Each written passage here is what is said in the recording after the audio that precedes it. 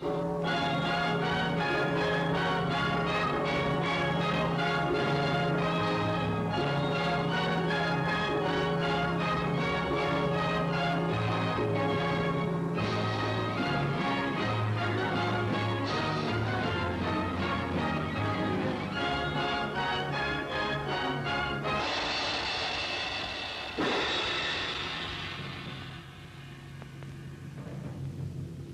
problem now is future peace.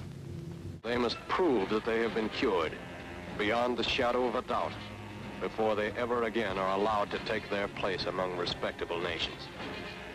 Until that day, we stand guard. We are determined that their plan for world conquest shall stop, here and now.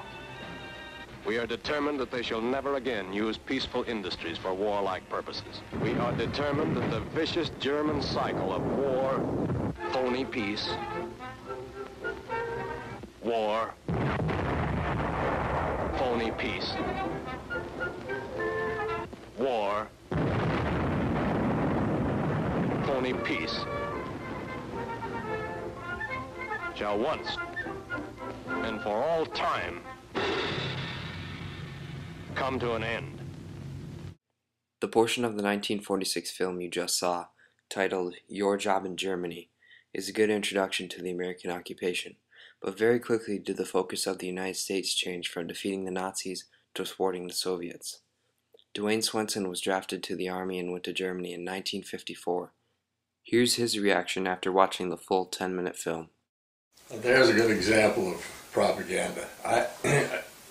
I never saw anything like that when I got in the service. I mean, I never was indoctrinated along those lines. Yeah. It was just the opposite. We really tried very, very hard to make friends with these people. There is a new enemy out there. That was what we were indoctrinated in. What a change came about. And a lot of that came about with about the time that Truman was in his true first term as president, after inheriting the job. He had the realization that, hey, we can't play that game. We have got to do something to strengthen the West against this new threat. In the summer of 1945, following Germany's surrender, leaders from Britain, the United States, and the Soviet Union met at the Potsdam Conference. Here, they would agree on a tentative plan for occupied Germany. The British zone would be situated in northwest Germany, the French in the southwest, the American zone in the south, and the Soviet zone in the east. Berlin, the capital of unified Germany, was located within the Soviet zone, and a similar configuration was laid out for the occupation zones within the city. Germany rose to the status of one of the many focal points for Cold War activity, confirmed by the formation of the North Atlantic Treaty Organization and subsequently the Warsaw Pact alliance, which attempted not only to unite East and West Germany against one another, but East and West Europe. Swenson first worked as an officer's truck driver in the west part of the American zone, far away from any tense spots, but he eventually moved east right onto the Czech border and as a result had varied experiences in his time in Germany. Cities like Aschaffenburg were hardly touched by the war. I mean, there was still a lot of buildings that hadn't been bombed, and if you didn't know there had been a war going on before that, you wouldn't have realized that by going to Aschaffenburg. Schweinfurt was entirely different. The whole city was leveled. There was just nothing there. Swenson witnessed many different aspects of the occupation, such as the Americans' loose restriction on border passage compared with the Soviets' hostile ones, rearming of the German military, and friendly encounters with civilians. Very early in the occupation, non-fraternization policies were temporarily in place for the United States military, but they faded away quickly because they didn't work at all.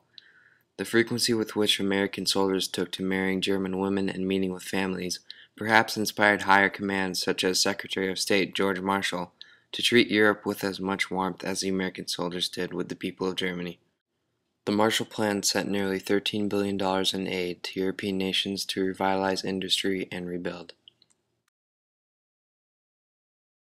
Any government which maneuvers to block the recovery of other countries cannot expect help from us.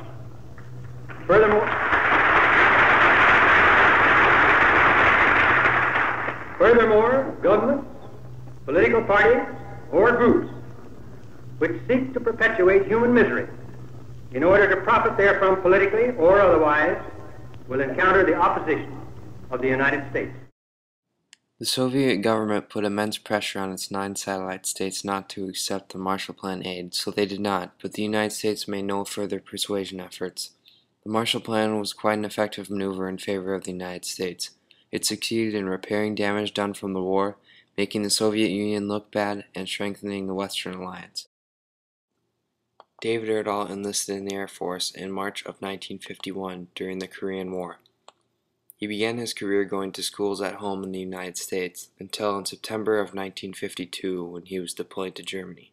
So we went through basic training first, and then we took tests to see where we would be eligible to serve. And I scored very well. I scored 8 out of the 9 possibilities that I had my choice. And I chose radio operator.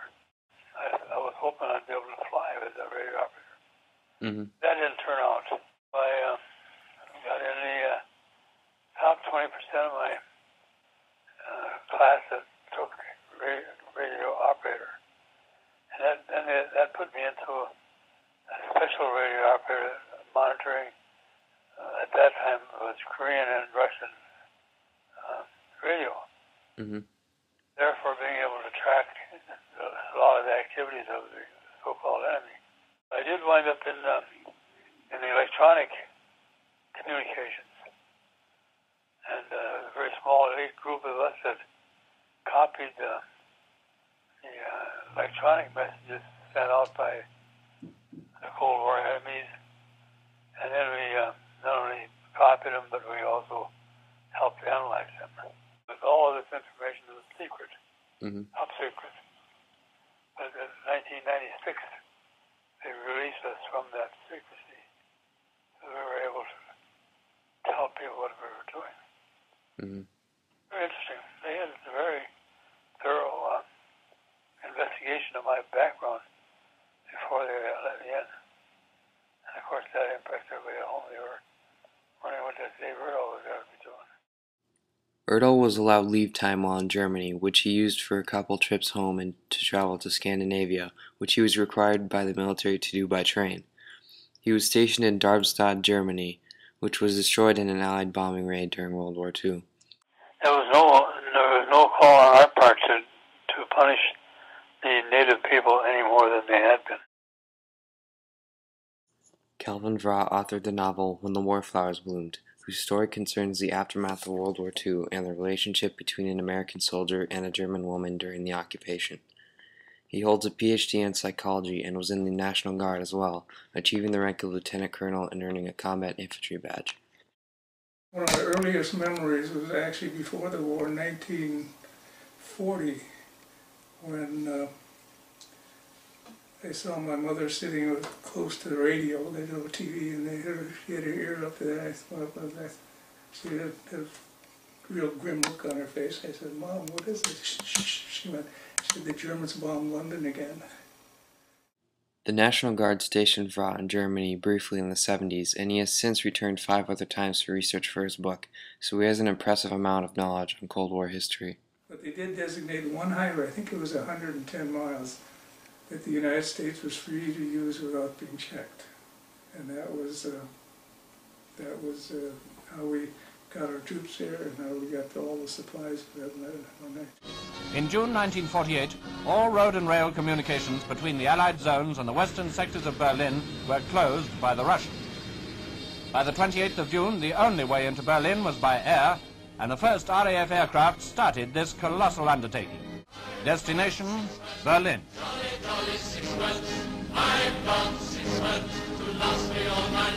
They flew in everything that they needed, and that means they had planes constantly going over that area, bringing in food, replacements, equipment, and medical supplies and all that. And I think it was an outstanding operation. Whoever came up with it, whoever pulled that one off, did a wonderful job.